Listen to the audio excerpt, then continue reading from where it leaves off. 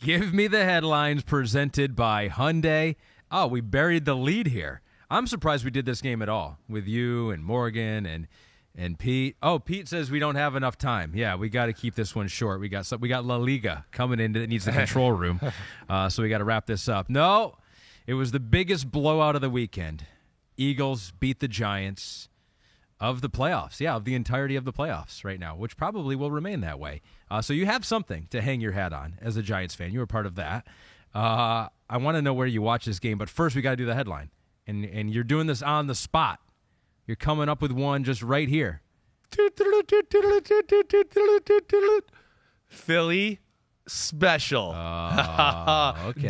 Dilly, Philly. Okay. Yeah. What do you like better, Dilly, Philly, or Yeah. Philly special? I like neither make total sense to me, but I think I like Philly special. Okay. Because it was special. That's where I was trying to have a little play on words. Yes. Okay. All right. Yes. Where did you watch this game? I watched it on the van ride back from the Chiefs game, and then I watched it at a little NBC viewing party. At the hotel? At the hotel. We were still in Kansas City, so the start of the game I was watching on my phone on the NFL mobile app, Okay. right? Okay. And then got to the hotel, went up to the room, took a pee, had it on my TV, on my phone when and then went down to the 6th floor and we watched the game there. Oof. Yeah, oof is right. They're a great team. They're really good. Yeah. I mean, they're really good. They're a special team. We know that. You said this to your credit going into the game. You go, there could not be a worse matchup for the New York Giants. Right. I picked the Eagles to win by 10 or 12 or whatever, and trust me, there was a part of me that was like, maybe I should make it 38-17, something like that. I was very close. But I went ahead. The Giants believe. I think I made it 27-17. But you saw, there no way are they in the class of, the Philadelphia Eagles at this point. Well, the Eagles are special. The 49ers, as you know, and I'm talking to, they're special. I don't even know if they're as talented across the board as the Philadelphia Eagles are, right? I mean, and then, yes, Jalen Hurts' running ability and all of that, but at Lucio next door. Oh, boy. Okay? Oh, jeez. No. Yeah, you Don't did do it to this. him, Don't Pete. do this. We're bringing him there. He's not even probably a listener. He just follows you on Twitter, Well, so no. he might just be a hater. But Lucio, are you a listener or just a hater? But just think about the game and what they do. I mean, first off, hits a big pass early on Devontae Smith. Great pass on the little deep cross route. Pretty good coverage, right? And then after that, it was just like, we'll run it up the middle for 10. We'll run it up the middle for 10. Here's a slant route to A.J. Brown. Here's an under route to A.J. Brown. I mean, they went up 14-0. Okay? This is how good the Eagles are. They went up 14-0, and for 2 drives in a row, 2 touchdown drives, they literally said, we're going to run the ball every play, and ran for 2 touchdowns. And they were like, oh, all right, here's one throw. There you go. Boom. But that's how good they are, right? So, again, Lucio, that's why I don't quite put him in the class of Mahomes. I'm sorry. All right? But either way, man. And then his ability to run the ball, and off of that, as you saw, the Giants couldn't be right. They had no chance. That's where they're really freaking good. And, that, again, Lucio. Sorry, it's going to be a thing now. Lucio. Yeah. Nobody's had more sacks in this regular season history of football other than the 85 Bears. Okay? Okay, nobody else in football is even close to the Eagles' defense and what they're doing up front right now. Nobody's even close. They smothered the Giants' offense. I mean, let alone they couldn't run.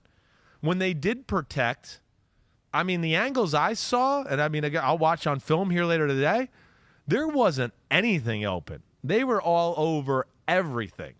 So that was a complete ass whooping. Yeah. And the Eagles, reminded us like, hey, we took our foot off the gas pedal at the end of the year. We're here. We're ready to go again.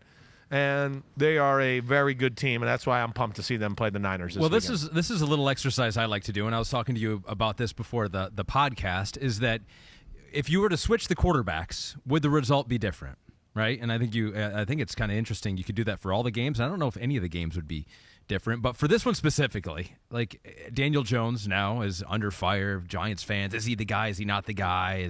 Can we win with him? If he was playing for the Eagles, and if Jalen Hurts was playing for the Giants, I mean, How much did the Eagles win by? 20 right. still? Well, yeah, 30? I don't think Might be closer. I don't think it's a whole lot different because Daniel Jones is going to be able to do the same thing. I mean, he can do some of the things that Jalen Hurts. Yeah, maybe not as good a runner, but we know he's really close. It's not like, oh, whoa, way better. Again, if you're going to ask me who I'd rather have as a passer, I'd rather have Daniel Jones. I'm sorry about that. I don't know. You're going to get me in trouble today. And this is not, but I'm just saying, it's just to speak more to the quality of the teams, right? That's stating the obvious for real. Here, right? What we're trying to say is, what the hell are you talking about, Giant fans? The people who are out there going, this is the well, that's right. Let's wipe away the other 19 weeks of evidence we have that he's played good. And now let's use the evidence against, the best team in football, right? And nobody thought we were going to be here at this point of the year. And, let's make our judgment off of that, right? No, of course not. Come on. There was nothing. Yeah, the interception was bad. Okay. Right, but what were they down? 14-0? They're forcing the issue. They got a great blitz where they game plan blitz and somebody got scot-free. So, yeah, he made a mistake there. Okay, so what? But, geez, it wasn't going to happen. The only thing I think the Giants did wrong the whole day was go for it on 4th and 8. I was going down 7-0. I was going to bring that up. Because you've been praising Brian Daboll all season long. But I think that tells you where he was at. What do you mean? I think he was like, we have no chance of stopping their defense today. I mean, their offense. Yeah. So we got to go. I think that's where his head was at. I didn't love that. Yeah, I didn't love that. I mean, especially then to take the sack and then it's at the 50. Exactly. So now they have the short field, and all of a sudden you're like, okay, it's 14-0, and we're screwed, and we'll see you next year, everybody. Yeah. That's kind of how it felt, right? But yeah, I saw the quote last week. The week off, Nick Sirianni said, we went back and evaluated ourselves, and we went, wait, what are all the things we're really good at? And I went, they're going to look at the film and go, every time they run the ball, they run for 10 yards. They're going to go, we're not running enough. And that's what they got back to yesterday. 44 runs for 268 yards. It's insane, right? And it's the right thing to do because now it's going to help out Jalen Hurts in the passing game this week. And it's going to show the 49ers that, like, oh, wait, they are willing to be patient. So we can't call their bluff and go, I think they'll still throw it here in a play or two. You know what I mean? And that's where you heard me say, I think when we were talking about one thing teams need to do for the playoffs, right? And I think my thing for the Eagles was like, they're perfect, but they got to give the ball to the running backs more, right? That was our one thing we hit on. Yeah. To me, when they do what they did there yesterday, because, see, they were so worried about stopping A.J. Brown and stopping the Hurts run, and they had some good answers that early on, that they were compromised with, hey, as long as we don't run a Dexter Lawrence, we're going to run for yards, and they did that throughout the day. Yeah, and it was A.J. Brown at the end of the game, much like Stephon Diggs, who I don't know if he was just hurt and he was upset about that, but you saw Nick Sirianni have to go over and tap him on the head there. He seemed a little disgruntled. I don't know for what reason there, but he caught 3 passes, 22 yards. Right. And I would bet you, just like the first matchup, they shaded towards him a lot. Yeah. Which is why Devontae Smith probably had the big day. And frustration, but I kind of thought of like you, like maybe he like tweaked his ankle or was just pissed off. He kept like holding that. his hamstring back of his thigh. So, yeah, right, that's what I saw. Right. Yeah. So maybe it was just something like that where he's frustrated, where he felt like, I can't step on the gas pedal here. Right. And he was just frustrated. But either way, it's a great team, and we are going to see the battle of the Titans in the NFC.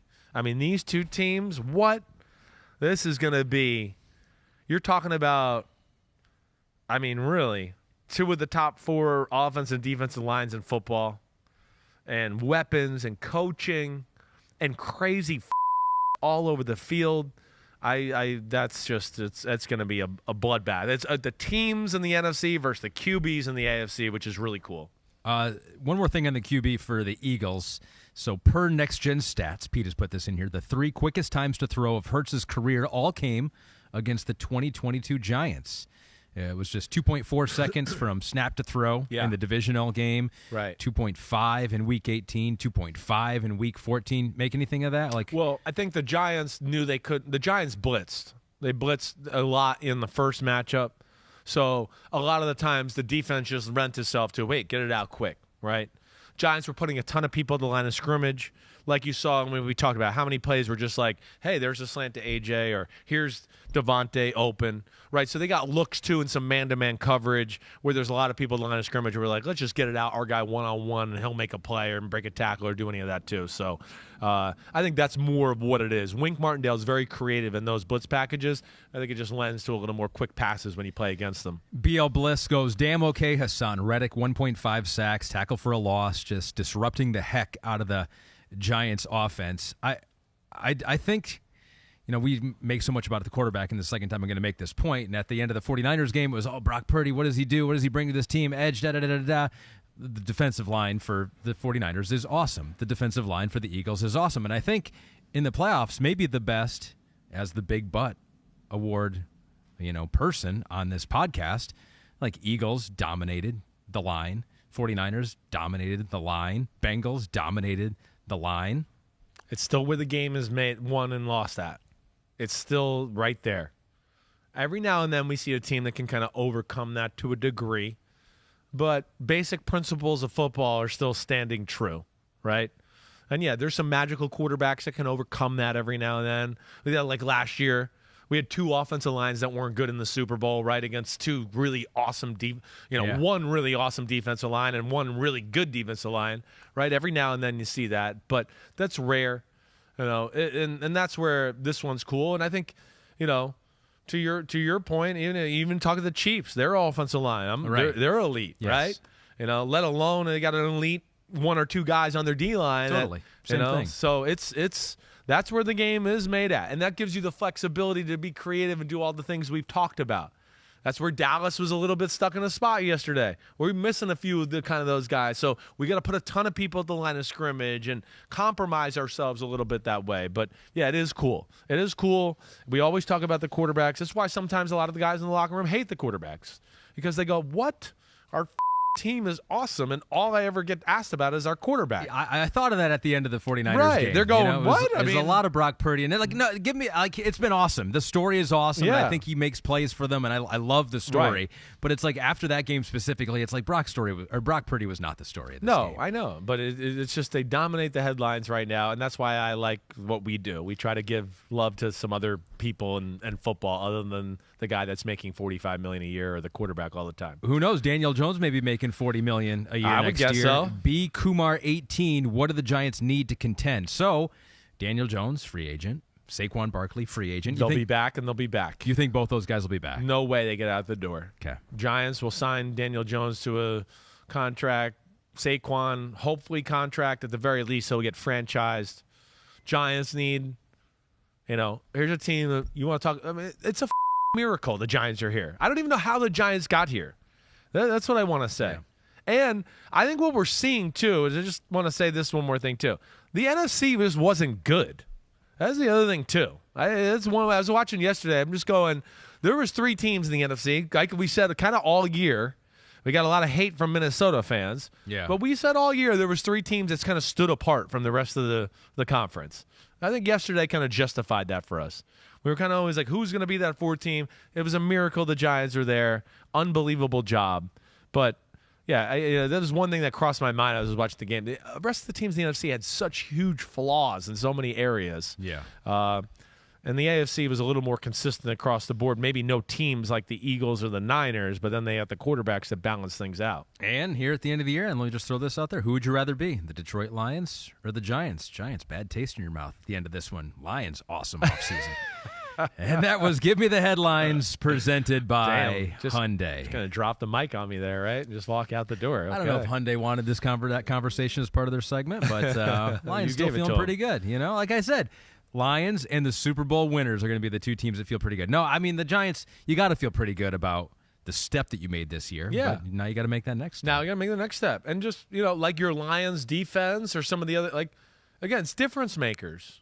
The Giants don't have a receiver who can catch a slant and make a big play. Yeah. They don't have a pass rusher who we can go, whoa, he can just dominate one-on-one matchups. They need a corner.